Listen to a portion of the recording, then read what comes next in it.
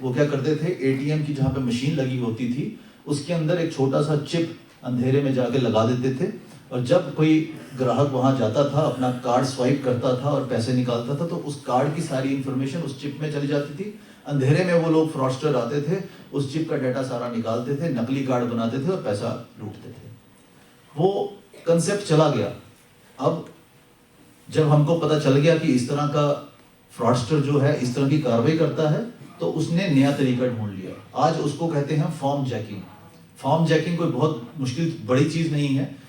हम आजकल online consumers बन चुके हैं, कस्टमर्स बन चुके हैं। हम फ्लिपकार्ट के ऊपर, अमेजोन के ऊपर परचेजेस करते हैं, सामान खरीदते हैं। छोटी से छोटी चीज आजकल ऑनलाइन अवेलेबल है और हम आजकल ऑनलाइन खरीदते हैं। कोशिश करनी चाहिए जो रजिस्टर्ड और बहुत फेमस और नोन ऑनलाइन प्लेटफॉर्म्स हैं उनका उपयोग करें। कोई ऐसी जगह, क्या होता है कि फॉर्म चेकिंग में क्या होता है कि आप ऐसी एक साइट दिया जाता है जहां पे दिखाया जाता है 80% छूट, 80% रिबेट।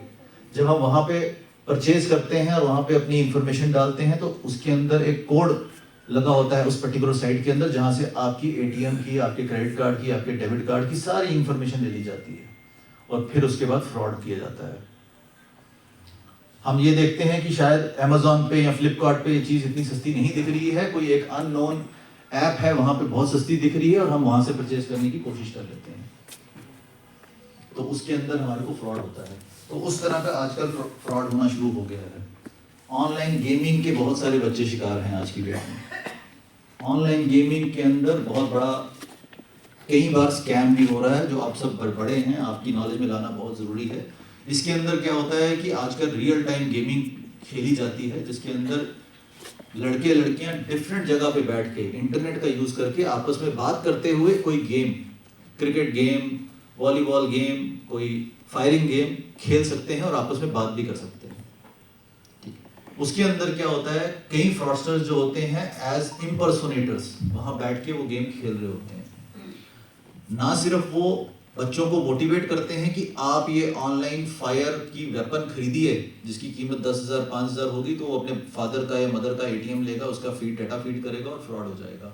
ना सिर्फ ऐसा होता है, बल्कि कई बार तो कुछ फीमेल्स इन्वॉल्व होके बच्चों को इनवाइट करती हैं कि आओ हम वहाँ पे फलानी जगह पे जाके, यूपी में जाके कहीं मिलते हैं और वहाँ पे हम आके स्ट्रेटेजी बनाते हैं कि जीतेंगे कैसे गेम के अंदर, और फिर वहाँ पे फिजिकल असॉल्ट और बहुत सारे इश्यूज होते हैं, किडनैपिंग्स के भी मैटर्स जो हैं हमारे सामने आए हैं और इस तरह से भी फ्रॉड होता है। तो इन चीज़ों के लिए हमारे को खास ध्यान रखना चाहिए।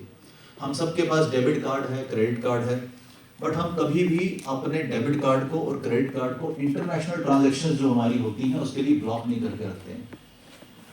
और मैं यहाँ पे सबको बताना चाहूँगा कि अगर किसी ने विद इन इंडिया कोई ट्रांजैक्शन करनी है तो आपके पास OTP आएगा। जब आप वो OTP डालेंगे तो आपके पैसे कटेंगे। इंटरनेशनल ट्रांजैक्शंस अगर आपको करनी है तो उसके अंदर कोई भी OTP देने की जरूरत नहीं है। आपने अपना 16 डिजिट का पिन वो डालना है और उसके साथ अपना CVV नंबर डालना है 3 डिजिट का, और उसके बाद आपके पैसे खुद, आपको कोई OTP नहीं आएगा। तो अगर आपका डाटा किसी ने चोरी कर लिया है तो कम से कम अगर आपने इंटरनेशनल ट्रांजैक्शंस ब्लॉक करके रखी हुई होगी, तो बैंक को सिंपल सी बात करनी है, बैंक में जाके बोलना है मेरी इंटरनेशनल ट्रांजैक्शंस ब्लॉक कर दिए जाए। तो ये छोटी छोटी चीजें हैं जो हम कर सकते हैं, जो हमको करनी चाहिए।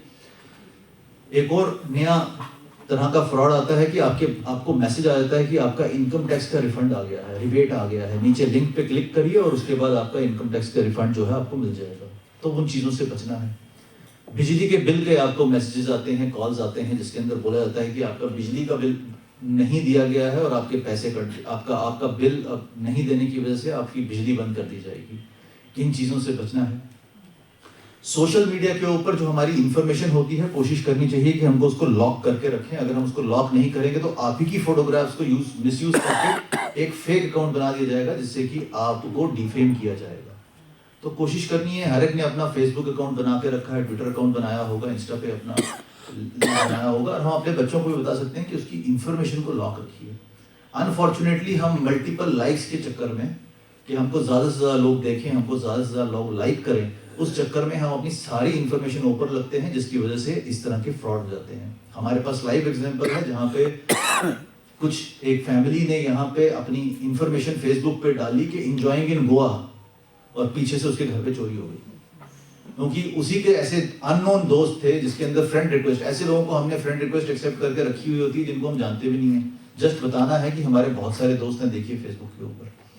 उस चक्कर में किसी एक फ्रॉडस्टर ने, एक चोर ने भी फ्रेंड रिक्वेस्ट डाली थी, वो एक्सेप्ट हो गई। जब पूरी फैमिली गोवा में थी तो उन्होंने अपडेट कर दिया, एंजॉयिंग वेकेशन विद फैमिली, और पीछे से घर में चोरी हो गई। अल्टीमेटली वो केस क्रैक हो गया था। बट ये सोशल मीडिया का अपनी इंफॉर्मेशन साझा करने के नुकसान।